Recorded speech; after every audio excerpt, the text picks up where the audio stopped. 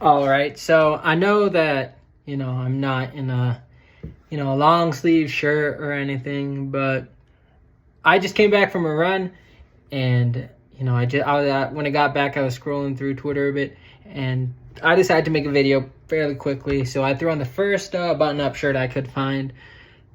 I'm going to take a shower after this, but I want to talk about the story. It's a little concerning to me as an American. It should be concerning to any American. But first, remember to like, remember to subscribe. I've never asked anybody to do it before. I feel so fake saying, I don't know. It feels a little bit fake, but you're supposed to say like and subscribe and leave a comment down below, as all the big channels say. Also all the small ones. But this story involves Matt Gaetz, right? Matt Gaetz, an American politician, some might say disgraced American politician from the state of Florida. And disgraced, why? He has some allegedly he has some interesting proclivities to, as he says, women who are under the age of 18. But yeah, Matt Gaetz, he was on the TimCastIRL show. I believe he was guest hosting. He was guest hosting the TimCastIRL show, which is owned by Tim Pool. And he's talking about his time as a politician and the pro-Israel lobby. I believe I can say Israel now and it won't get, nuked. It's past the time limit. But he's talking specifically, put the pen away so I don't play with it, specifically about AIPAC, the American-Israeli Public Affairs Committee. And he's talking about some of these fundraising events, and I'm going to just use his words. And he says, I saw the way AIPAC worked, and that was weird for a country lawyer like me. I remember my first AIPAC reception, and like your fundraiser tells you you have to go, and your chief of staff tells you you have to go, and your committee chairman, they all tell you you have to go. You go there, you wear this name badge, and I remember there's a QR code, and what we were supposed to do is to go talk to donors, and if they liked you, they scanned your QR code to make the donation like on the spot. Can you just imagine how demoralizing that is? To be told that your job for the next several hours is to go chat to people, hoping they would scan you like a can of tomato soup on the way out of a meeting. First off, if that is true, which, a lot of the younger generation can see that AIPAC does have a lot of influence on American politics, especially on who gets into the congressional seats. I mean, they brag about it openly about, I believe it's like 95% of their politicians backed by them make it to, actually I'm going to check that. What percentage AIPAC backed? What percentage of AIPAC backed politicians end up winning? Okay, yeah, 97% of AIPAC endorsed candidates won their general election in 2024. So yeah, AIPAC undeniably has a strong influence on who gets in and out of the United States Congress, or the governorship, or the presidency. And he's talking about this, and as an American, that's humiliating.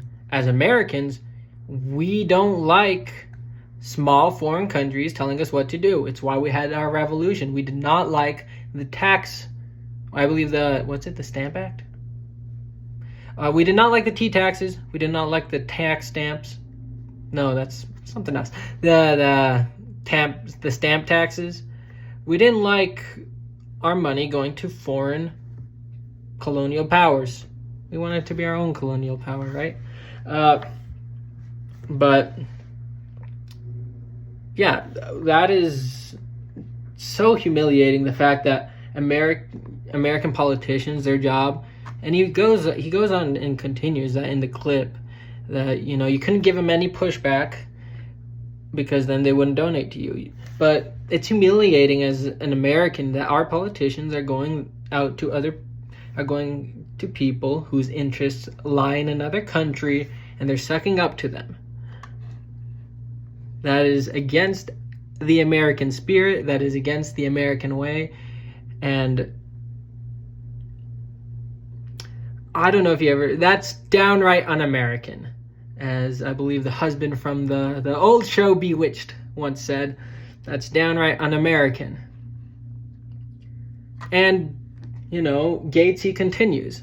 He says, so I saw that and I was like, this is so freaking weird. Then, you know, I was in Israel. I went multiple times. I did not like the fact that I found someone in my room rooting in my stuff. They should not have been there. It's the King David Hotel. When I came back to my room, no one was expecting me to be back in my room. I did not know who it was. I just thought, like, this is weird. Gaetz concluded, all of these things combined are odd. Then the policy outgrowth seems to be an obsession about the Middle East that has not served my generation well. That's 100% true. Our country has been involved in the Middle East for far too long.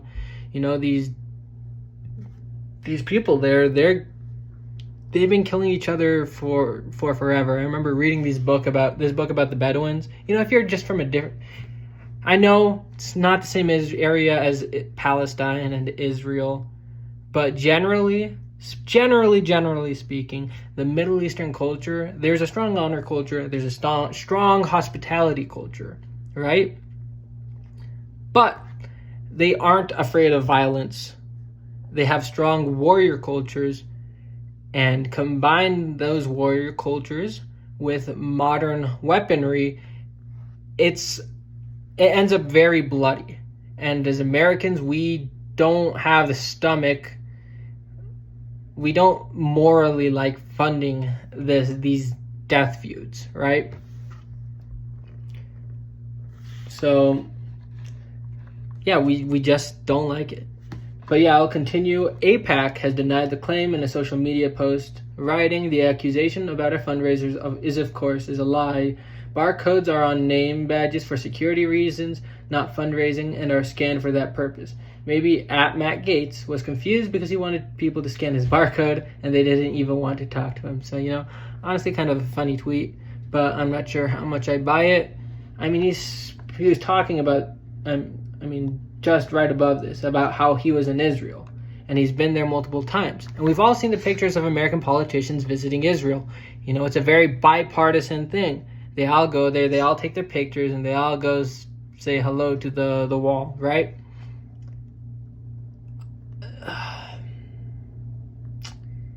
And you know, he finds people rooting in his room. That's a breach on American trust.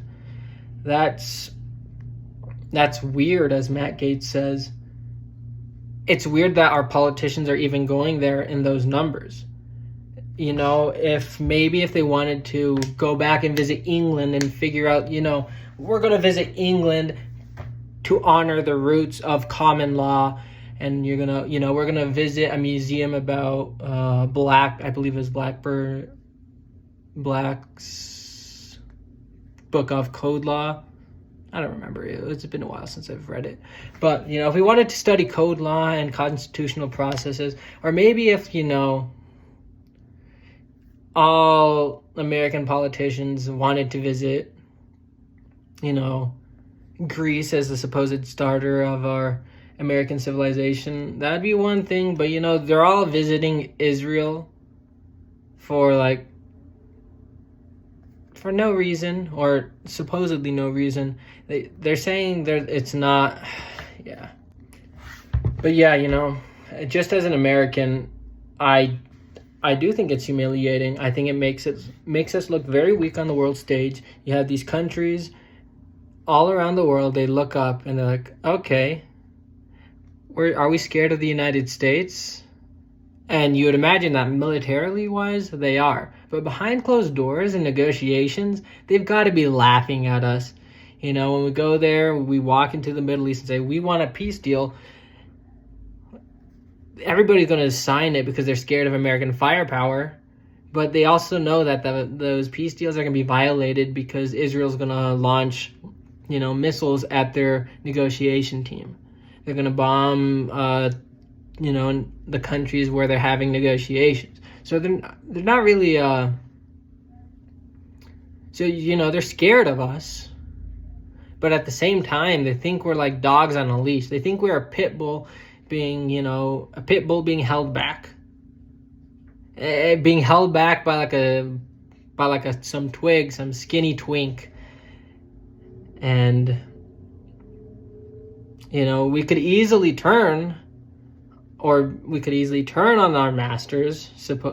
The way they look at it, we could easily turn on our masters, but they've abused us so badly and they've humiliated us so badly that we don't want to be independent anymore. That's how the rest of the world views our politicians.